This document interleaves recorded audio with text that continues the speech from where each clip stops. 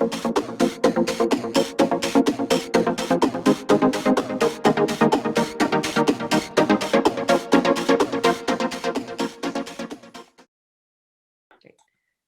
welcome to Conversations with Cannex.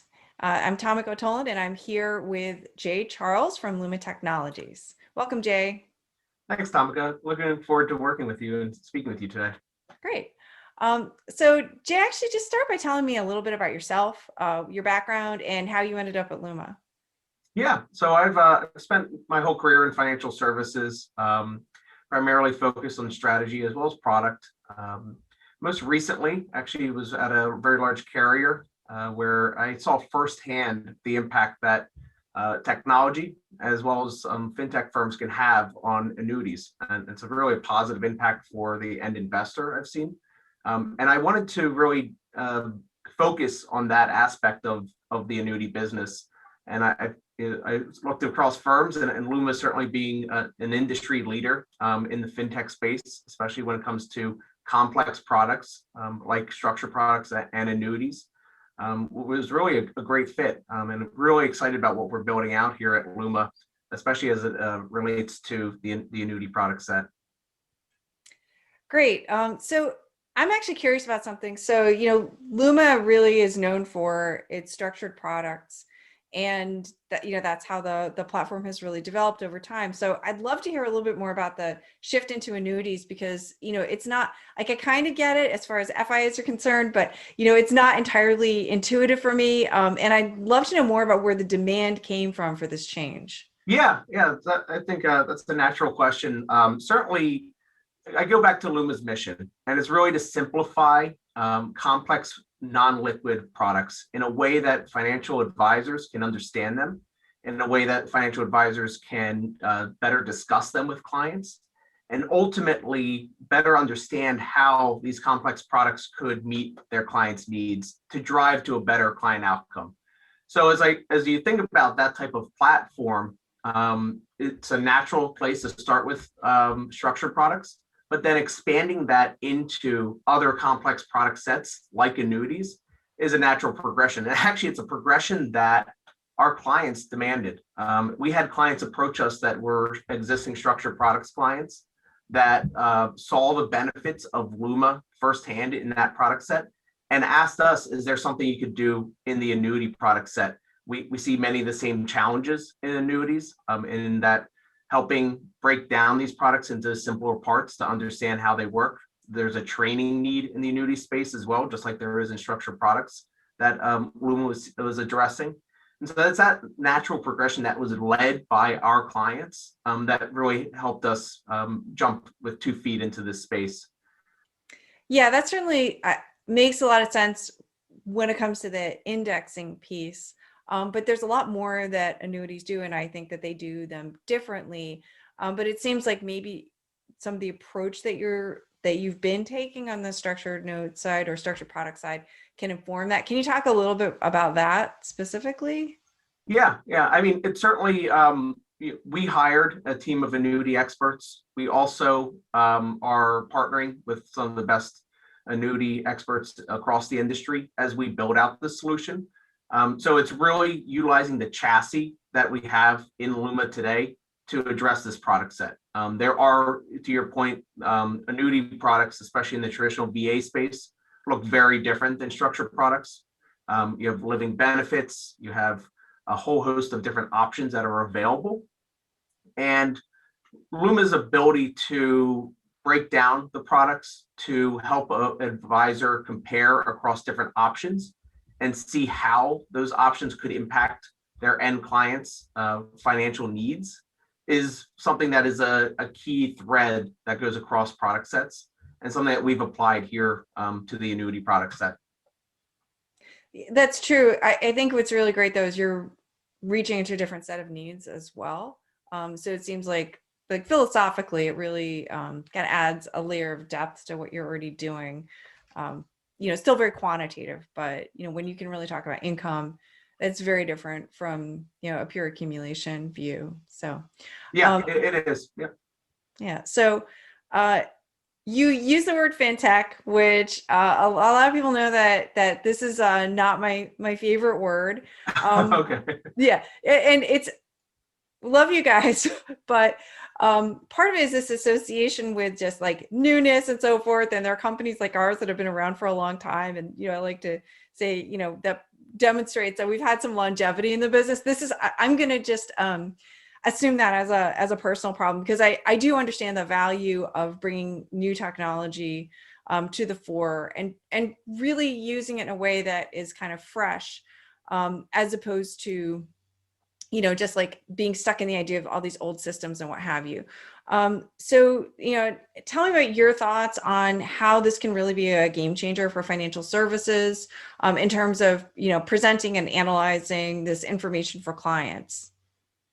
Yeah, I think you have to go back to how business is conducted today. So much of annuity business is conducted over spreadsheets, a lot of manual processes, and it really, and when you look at industries like that, it really lends itself to technology.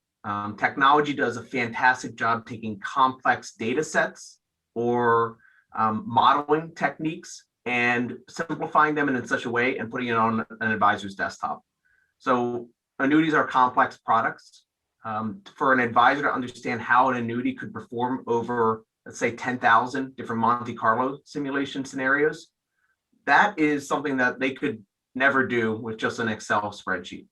It's something that technology lends itself well and drives to a better client outcome. So I think that's certainly first and foremost something that technology will help bring and evolve the annuity industry.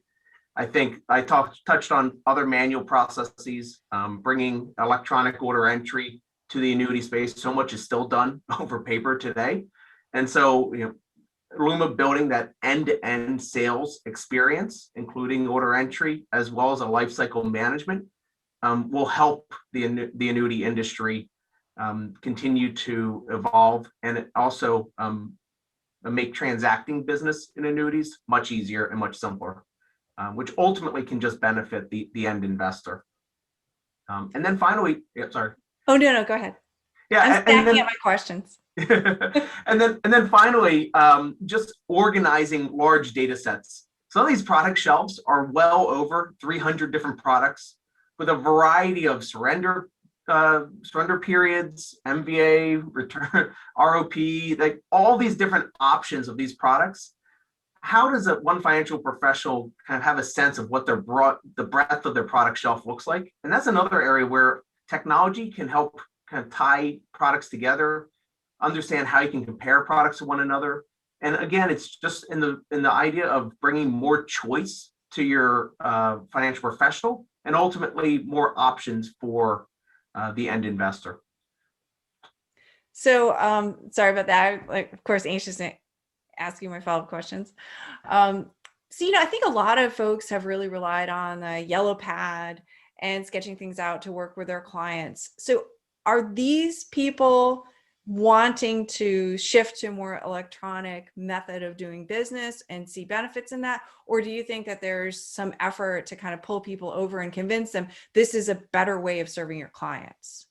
Yeah, I think there's definitely a need and people are looking for something. I've had so many different client conversations with broker dealers and banks where they say, we've been waiting for something like this, something that can really help us digitize the annuity space, and bring it on par with so many other financial instruments that maybe might be a little bit more ahead, like managed money, for instance.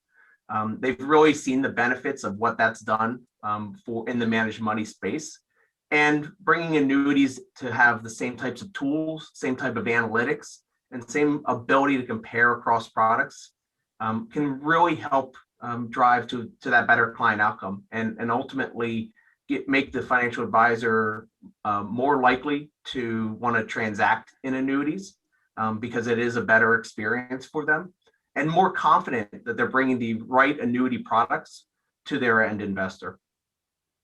Yeah, that makes a ton of sense. I'm wondering how much of an effect you think you've seen as far as COVID and the general push towards electronic transacting. Is that accelerating adoption, or do you think that you would have seen this anyway? So I think it has certainly accelerated adoption. We're going down the path that we would have reached eventually, but this has just forced a lot more adoption of technology, a lot more adoption of being able to, instead of having that face-to-face conversation with your end investor, the financial professional, the advisor needs to have technology and tools to be able to communicate with them, demonstrate how a product could perform for them in a more virtual interaction. And that certainly extends itself to even something as simple as e-signature on an application and making sure that you have that type of flexibility to be able to conduct the business in a digital manner. I can't believe we're still talking about that. Like that's a thing. It's astonishing to me that it's been so slow. I mean, I think the insurance industry, rightfully gets criticized for its lethargy in adopting modern technologies, and that's one of the reasons it's been criticized so much for making it harder to really present these products. And as you brought up, the ability to better understand and feel confident in the products that the financial professionals bringing to their clients.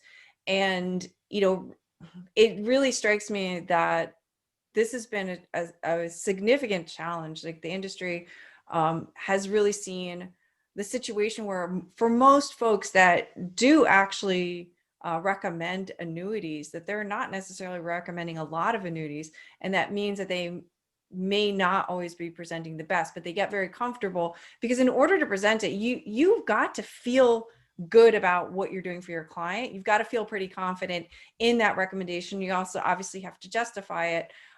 So I think there's an obvious benefit from the standpoint of a distributor to say, oh, we're going to help our FPs do the best thing for their clients. But do you think that demand actually comes from both sides of that? Or, it's like it's in the same house, but the actual individuals who say, oh God, this is so much better. Or do you think it's more the distributor saying we're gonna set this system out for everybody? Yeah, I think it's something that financial professionals have certainly struggled with themselves and are asking their home offices, and what additional tools can you provide me?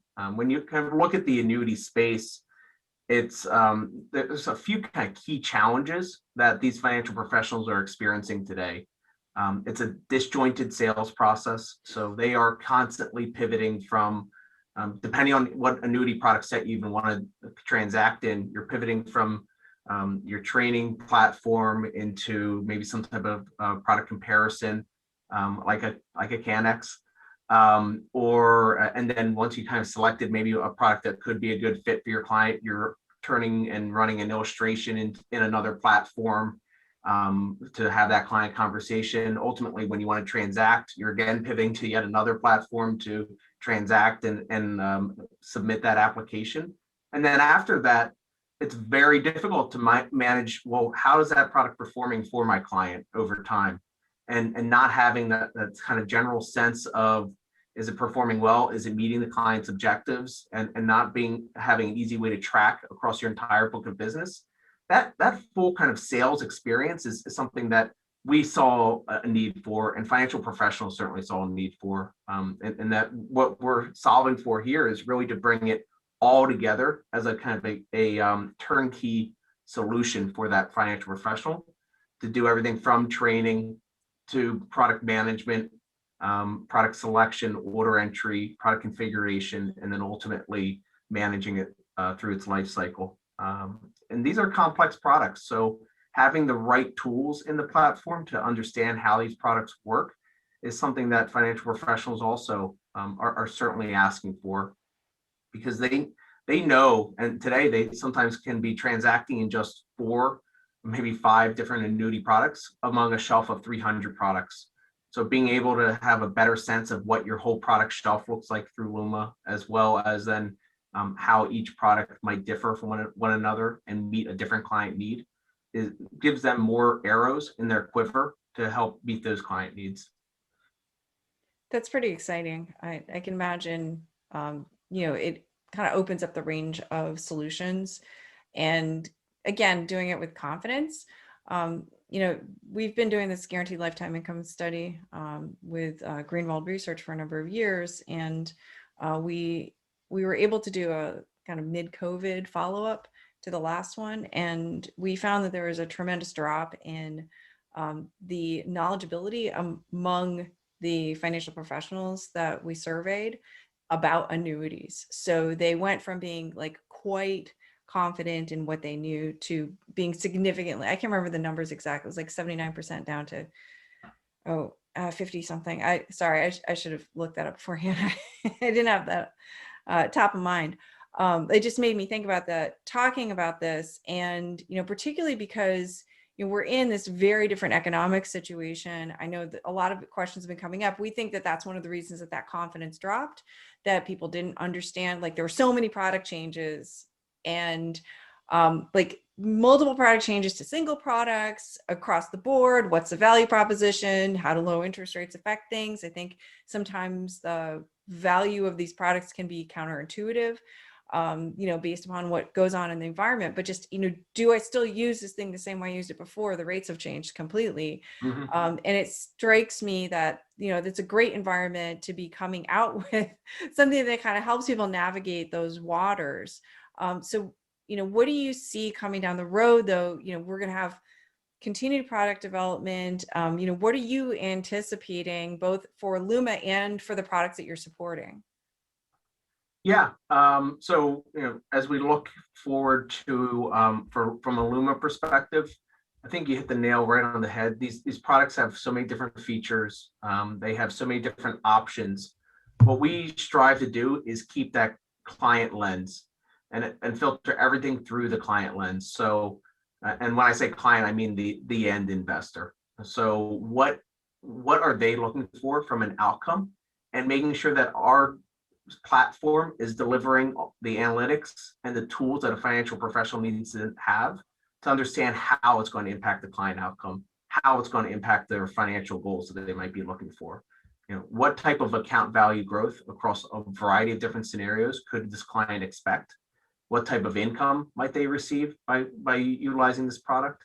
And making it all about that end investor, so that the financial professional, regardless of the product that they're thinking about, can configure that product and have a sense of how it could perform over time for their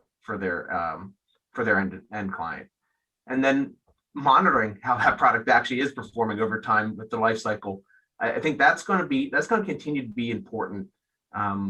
Just being able to give the financial professional tools to make and adapt to changes as the economic environment changes, as maybe the financial or the end investor's needs continue to evolve, maybe as they reach a retirement or through retirement, and making sure that the tools that they've set them up with and the products that they've set them up with continue to perform the way they want them to perform. I think broadly in the annuity space, we will see, we came off 2020, had a very, very strong year for RILAs. I think we'll continue to see more RILAs enter the market. I think products where there is some of that shared downside risk between the carrier and the end investor will continue to be, especially in a low interest rate environment, an important product set to give the end investor the upside that they're demanding across these products. I do think that we've seen a bit of a drop in living benefits, many carriers exiting that space. I do think that we'll maybe see more living benefits actually added to that RILA product set for the reasons that I highlighted before.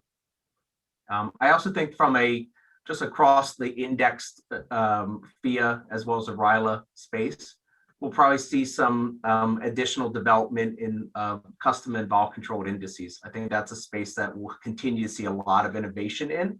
And from a Luma perspective, having focused on this space both in structured products as well as in annuities, I think we're well positioned to help financial professionals understand some of these complex indices and how they could impact the end investors' outcomes. Yeah, there's a lot in what you just said that I can respond to. I'm just gonna riff off of the how you ended, and we're certainly agree with the perspective that these prop indices are going to become more important, particularly because of the low interest rate environment.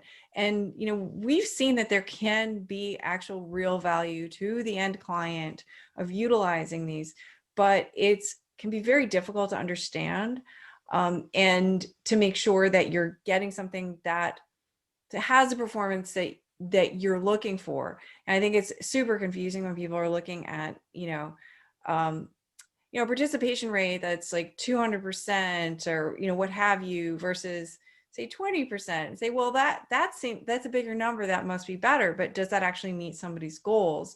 And to your point earlier, will that continue to meet their goals later, like in a year when you could shift to something else? Does that meet your conviction? So it feels to me like you're biting off a lot, but there's a ton of value to it. It is a complex product set, and the more we can bite off to make the financial professionals' lives and work easier, and help deliver that end client outcome, I think is of utmost importance here. Yeah, no, absolutely. And it's true that things change midstream. So it's not just a matter about an initial product recommendation. There are decisions to be made on all these products. It's not just you hold it and you leave it sit the way that it was, whether it's the change of the client or it's a change of the environment or just a change of conviction. Say, well, I think that the market's going to behave differently. I think we need to be looking at a different structure of guarantee here. So, yeah, I mean, that's great. So I'm wondering, as you're talking about how this is going to benefit the end client, and that's really the directionality of demonstrating the value. Um, you know, I'm wondering, as more products are seen through that Luma lens, then do you think that that's going to change product development at all, so that carriers have an awareness that, oh, there's this particular view and they're using this tool in a, I'd say a very Vulcan way, like, is this the right thing for this client right now? And then we can make a shift. So I guess I'll say I hope that we will see product development shift to fit through the Luma lens. I think it is we stay razor focused on driving to the best client outcomes possible, and bringing the transparency across products to make sure that those client outcomes are delivered.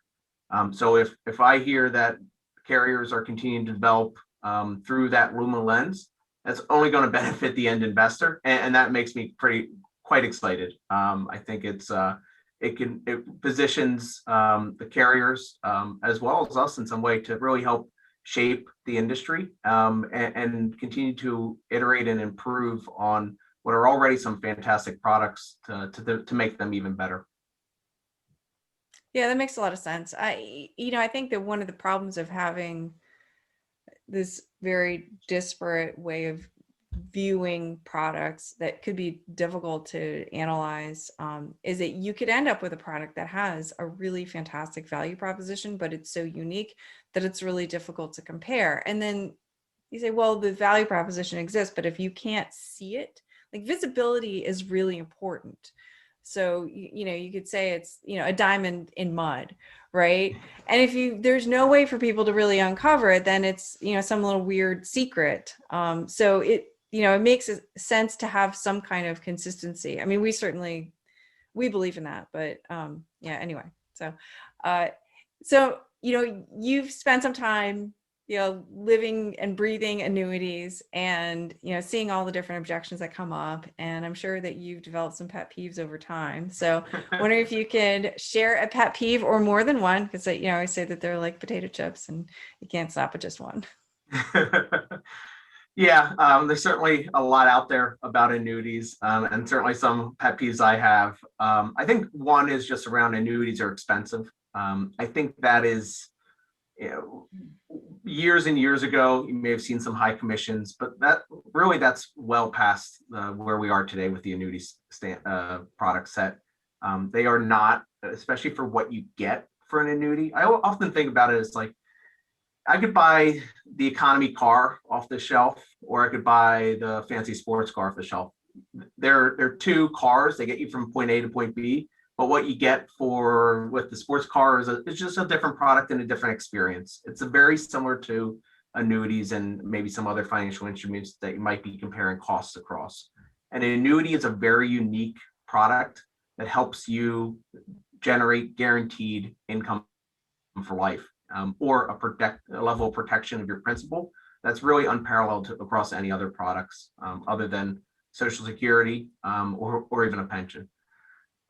So I think, it's a product set that you get what you pay for to a certain extent, and I think there are the tremendous value in annuity products that justify the expenses of those products. And I think, one thing that we've done with Luma is we've helped kind of show that transparency of all the different options that you have and what it's going to deliver you, to really help frame up the benefits in light of the expenses of the product. I think the other kind of big pet peeve I have is that annuities are only for conservative investors.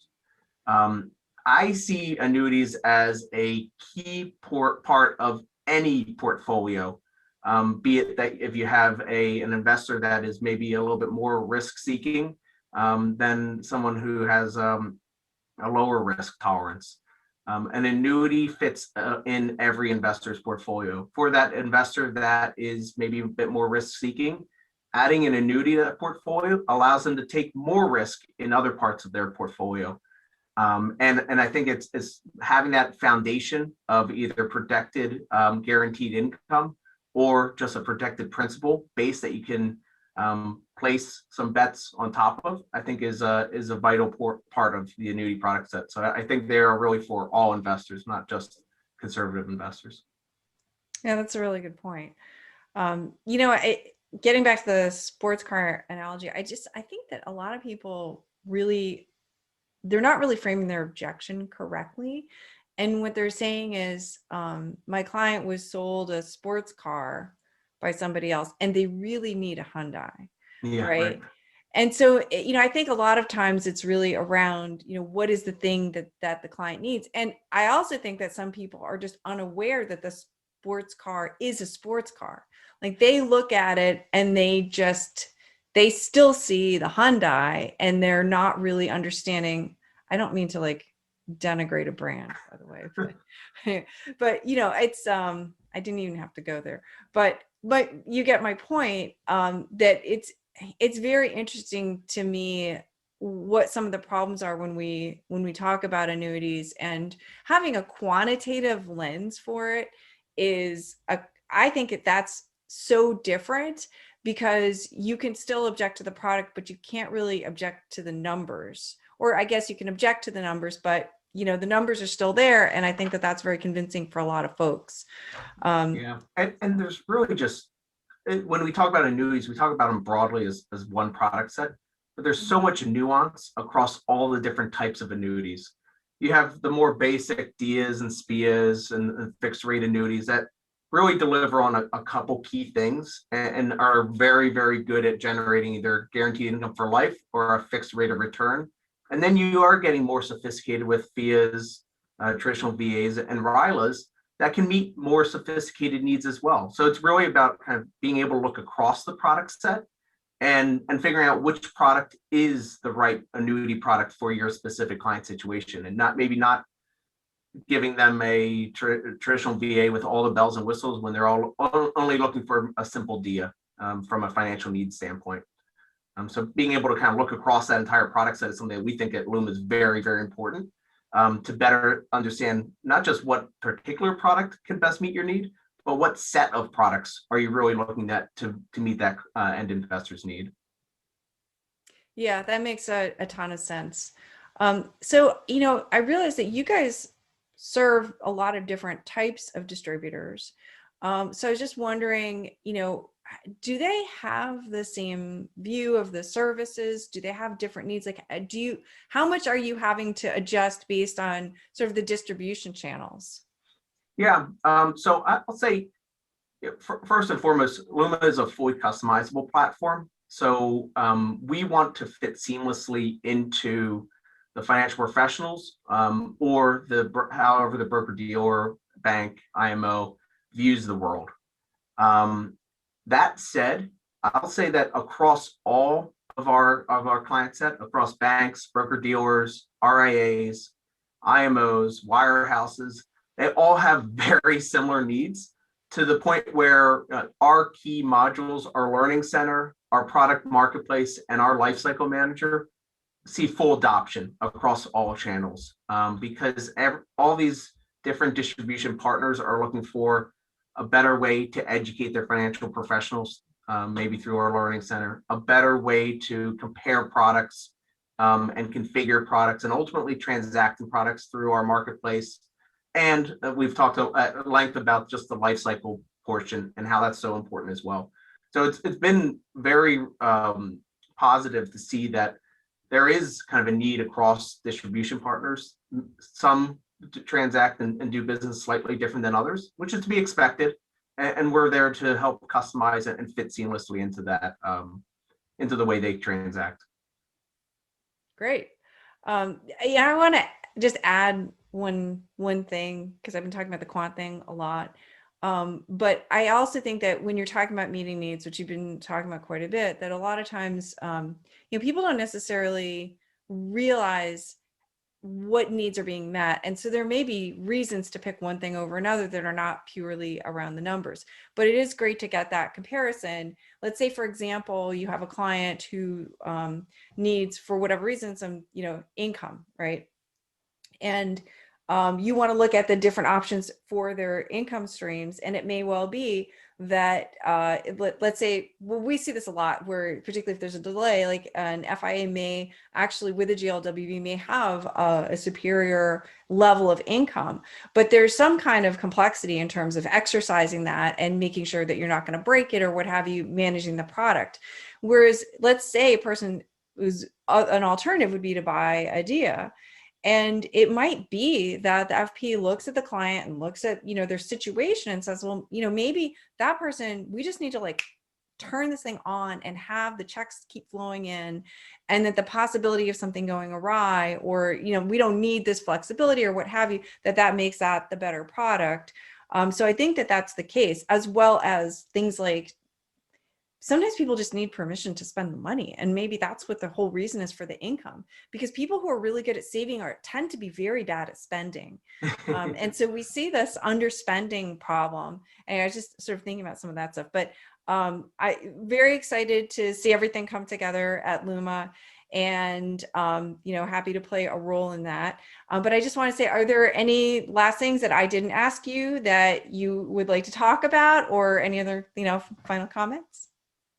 No, I think you hit on all the questions that I'd want to talk about. Certainly, we are very excited to be in the annuity business. We see a tremendous value of what we can add as a platform to the financial advisors, to the banks and broker dealers that they work for, and ultimately the end investor. So we will continue to stay focused on our mission to simplify complex, non-liquid financial products, and we'll hopefully continue to work towards that goal of delivering the best financial outcomes for the end investor. Great. Thank you so much for spending some time chatting with me. Thank you so much. Really appreciate your time.